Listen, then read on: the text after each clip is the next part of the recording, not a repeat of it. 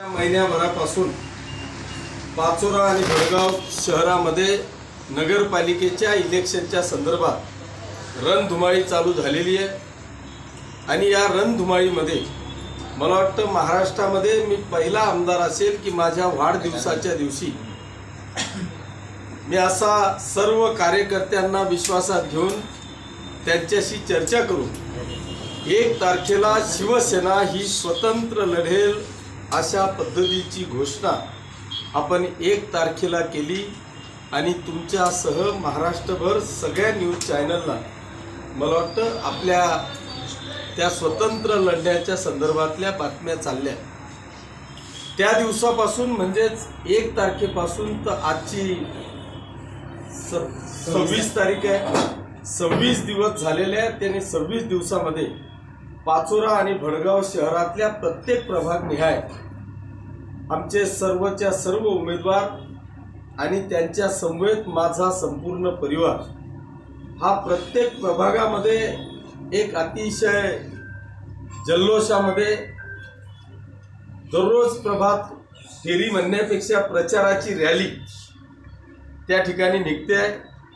प्रचंड असा प्रतिसाद जनतेकडून मिळतोय आणि आज मला ठाम असा विश्वास झालेला आहे की माझ्या पाचोरा आणि भडगाव शहरातली जनता, मतदार बांधव, बंधू भगिनी हे विकासाच्या पाठीमागे खंबीरपणे उभे आहेत याचा ठामपणे विश्वास मला पाचोरा आणि भडगाव शहरातल्या प्रत्येक प्रभागात फिरून त्या ठिकाणी विश्वास व्यक्त झालेला आहे। त्याच्यामुळे दोघेही शहरांमधले नगराध्यक्ष पदाचे उमेदवार पाचोऱ्यामध्ये सुनीता पाटील आणि भडगावमध्ये रेखाताई प्रदीप मालचे ह्या प्रचंड अशा फरकाने विजयी होतील आणि त्यांच्याबरोबर पाचोऱ्यातले 28 आणि भडगावचे 24 असे सर्वच्या सर्व नगरसेवक अगदी मोठ्या फरकाने विजयी होतील असा विश्वास आता मला पटलेला आहे। त्याचं कारण असं आहे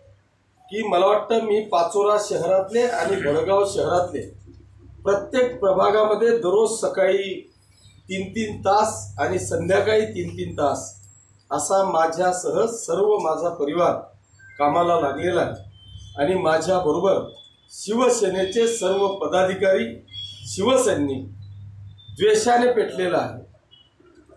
हे सगळे एकत्रित आले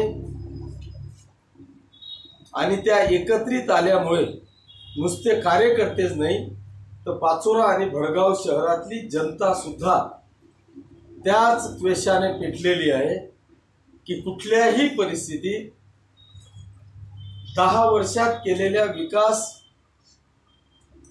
दोघेही शहरांमधले विकासात्मक दृष्ट्या झालेलं परिवर्तन याच्या पाठीशी माझ्या मतदारसंघातली दोघेही शहरातली जनता ही खंबीरपणे उभी आहे। आज पर्यंत मला वाटतं कुठेही आमच्या सभा झाल्या नाहीत, कॉर्नर मिटिंगा फक्त प्रियाताई किंवा सुमित यांच्या चालू असतील, परंतु सभा त्या ठिकाणी झालेल्या नाहीत। परंतु आता उद्या या महाराष्ट्रातल्या सगळ्या लाडक्या भगिनींचे लाडके भाऊ, राज्याचे माजी मुख्यमंत्री, आत्ताचे उपमुख्यमंत्री तथा नगरविकास मंत्री आदरणीय एकनाथ शिंदे साहेब हे भडगाव आणि पाचोरा या दोघेही ठिकाणी सभेसाठी येत आहेत। मला खात्री आहे की त्या लाडक्या भावाला भेटायला जोरदार सगळ्या भगिनी उपस्थित राहतील आणि तिच्याबरोबरच या लाडक्या मामाचे सगळे तरुण भाचे ते देखील या सभेला उपस्थित राहतील आणि जोरदार प्रतिसाद देऊन एक ऐतिहासिक सभा पाचोरा आणि भडगावची होईल असा मला विश्वास आहे। आणि म्हणून मी आपल्या माध्यमातून या लाडक्या भावाच्या स्वागताला तमाम माता भगिनींनी, बांधवांनी, शेतकरी बांधवांनी, तरुण मित्रांनी जास्तीत जास्त संख्येने उपस्थित राहून भडगाव येथे भवानी बागेत दुपारी साधारणतः 3-3:30 वाजता आणि पाचोऱ्याला साधारणतः 4-4:30 वाजता एकनाथ शिंदे साहेबांचं आगमन होणार आहे।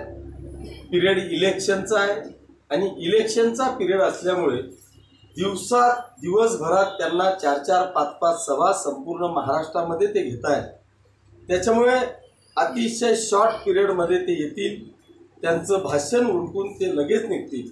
त्याच्यामुळे तुमच्या आपल्या सगळ्यांच्या माध्यमातून मी सर्व शिवसैनिकांना, हितचिंतकांना, लाडक्या भगिनींना, लाडक्या भाच्यांना आपल्या मार्फत आव्हान करतो, वजा विनंती करतो की आपण जास्तीत जास्त संख्येने वेळेवर उपस्थित राहून आपल्या विजयाला शिक्कामोर्तब करावं अशी आग्रहाची विनंती आपल्या माध्यमातून करतो। धन्यवाद।